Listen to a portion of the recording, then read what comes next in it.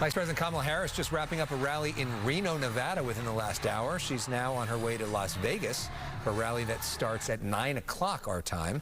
She made a stop earlier today in Phoenix, Arizona. Former President Trump taking his campaign to deep blue Albuquerque, New Mexico, followed by a rally in Henderson, Nevada, just outside of Las Vegas. Next stop tonight, Glendale, Arizona. Fox News polls shows Trump with a lead there. Seema Mehta of the LA Times just got back from her own swing through Nevada and Arizona. Seema, thanks for joining us.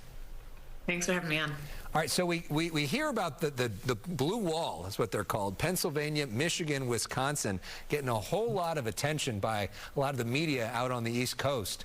But Nevada and Arizona, and even maybe New Mexico, pretty important too. Talk about the importance of the Sun Belt. Absolutely. I mean, the fact that we're seeing in both Vice President Harris and former President Trump spending so much time in these states. Both of them are in Vegas, or the suburbs of Las Vegas today. They were both in Arizona. They were both there last week. So I think, when you see the amount of time, the places that they are spending their attention, while obviously the states of Pennsylvania, Wisconsin, and Michigan are clearly important, Arizona and Nevada clearly matter because, they are so close. And Nevada in particular, the polling is so tight. I was just looking it up earlier today, and Trump leads Harris by less than 1%. Right, which is a margin of error thing, which means it's essentially statistically tied. So you're actually on the ground, though, talking to folks. What'd you learn? I mean, it's interesting. Like, one of the things that's really common in Nevada and Las Vegas area in particular is the economy. I mean, everywhere, voters are obviously concerned about the economy across the country in all of the battleground states. But Nevada was particularly impacted, during the pandemic when the casinos were shut down. They had the highest unemployment in the nation. It was almost 30%. And while things are better there. I mean, they had the Super Bowl earlier this year.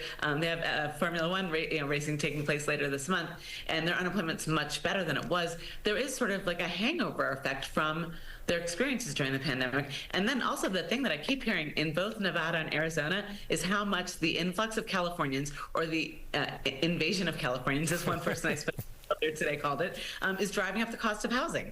That it's, Californians can leave our state, and they can offer cash, full cash to just buy a house that is so much less expensive than they would buy here and has so much more property. I mean, I spent time with one woman who, she and her husband moved from the Bay Area to Scottsdale, and their house was gorgeous, and they had so much land, and it had a beautiful view of the mountains, and they paid so much less money than any of us paid for housing here. So it's remarkable, but there is very much a don't California my Arizona, or don't California my Nevada sort of stance out there. Yes, we are so beloved by the rest of the country.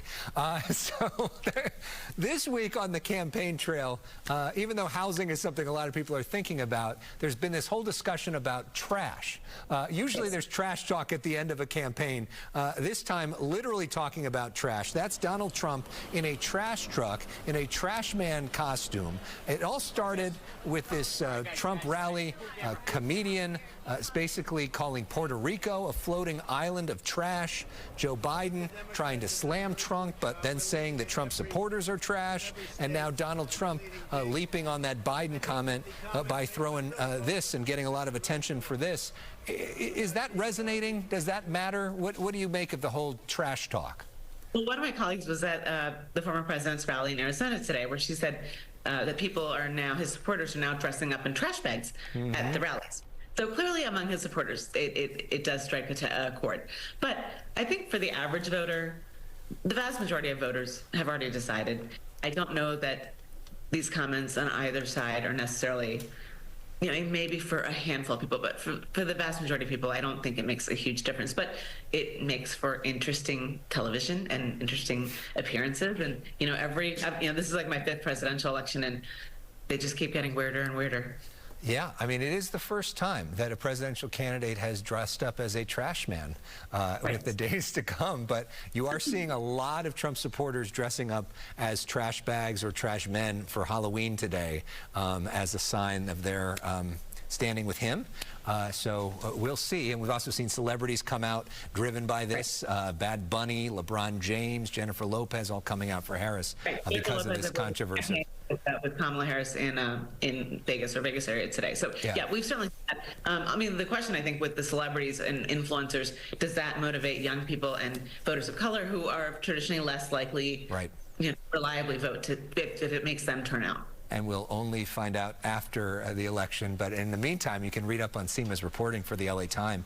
The headline there, Californians head to Nevada and Arizona to knock on doors for Harris. You can read that at latimes.com.